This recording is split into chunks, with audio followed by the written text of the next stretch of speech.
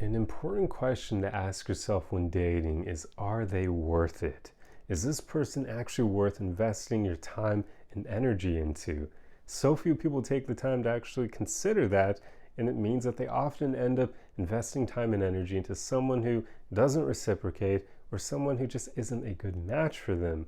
But it's because so few people actually enjoy being single, being on their own, being alone.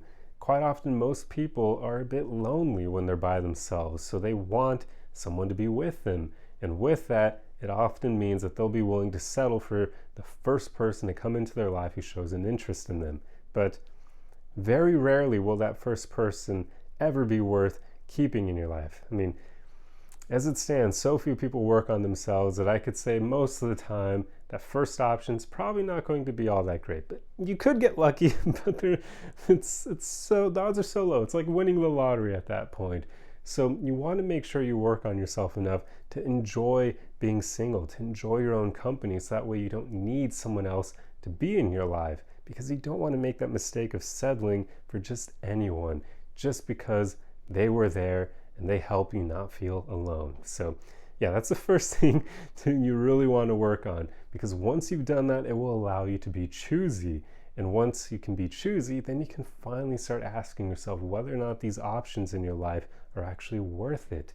Because you'll find, unfortunately, more often than not, they probably aren't. And again, that's just because so few people work on themselves. And yeah, it sucks, but it's something we have to deal with. If you're on the journey of becoming a better person, dating may be a bit harder for you.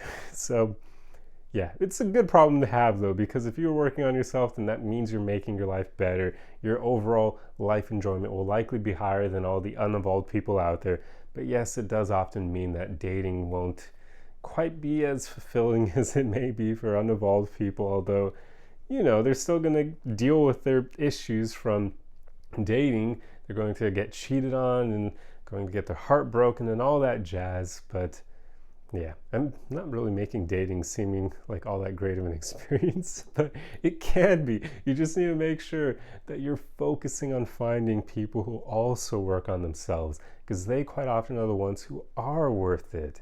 So you want to pay attention for those signs that show that someone hopefully works on themselves. Like, usually they'll be kind, they'll be respectful, they'll treat everyone in the same way, even waiters and even janitors, even homeless people. They're not going to be some pretentious a-hole who acts like they're better than waiters and bartenders and homeless people just because they have more money or their life is in a better situation than them. No, they're going to recognize that everyone is a human being, and they'll treat them in that way with kindness and respect. And they'll quite often be more confident than most people, but not arrogant. That's the important thing. They'll quite often have a better mindset, which will be revealed when you're talking to them. They probably won't play the victim all that much. They probably won't blame others all that much.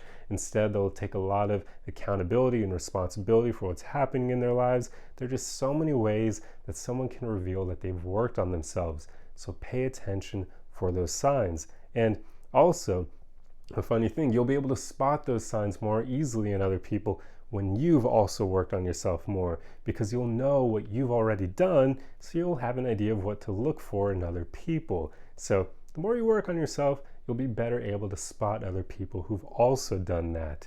And then once you are at that place, then you can finally start dating and being choosy and asking yourself, is this person worth it? Are they worth investing my time and energy into?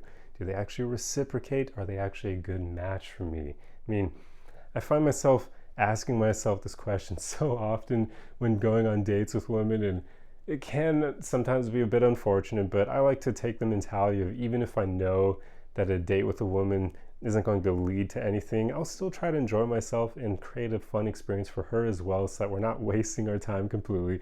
I'll still try to make it as fun as possible, because why not, right? Like, you can still do that even if you know that there's nothing there.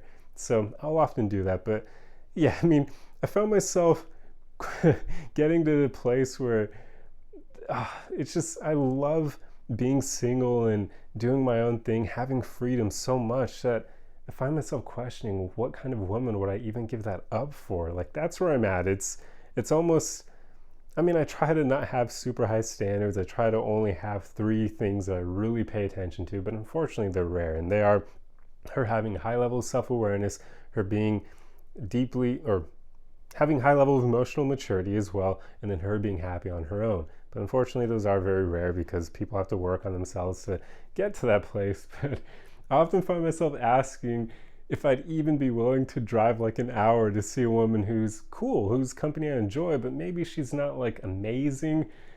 And I often think I wouldn't even be willing to do that because an hour, well, one, it's driving an hour, like that means there and back, that's 2 hours of my time gone. That sucks on its own.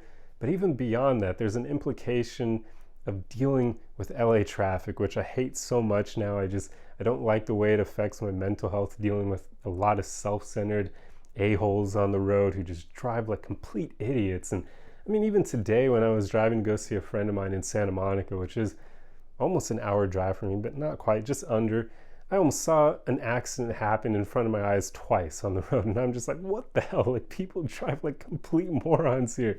And it was making me realize that I don't like driving that far very often. So I probably wouldn't be willing to date a woman who lived over an hour away from me in LA because I just wouldn't want to deal with that traffic. Now, when I eventually move out of LA and go somewhere that's more quiet and, a slower pace of life, then yeah, maybe I would be willing to drive an hour to go see a woman. But not here, not in LA. So that's just where I'm at. I often ask myself, would she actually be worth it? And if the answer is no, then, I'm just not going to be willing to invest that kind of time and energy into her. So make sure you're choosy when you're dating. You want to date consciously, not unconsciously, where you're just going for whatever options you have that present themselves in your life, but you're never analyzing them and seeing if they're actually good. So yeah, be more conscious when you're dating, and your dating experience will go a whole lot better. So that's pretty much all I have for you in this video. I truly hope you enjoyed this one. If you like content like this, be sure to subscribe for more. If you enjoyed the video, feel free to leave a like on it, and I will see you guys in the next one. Arrivederci!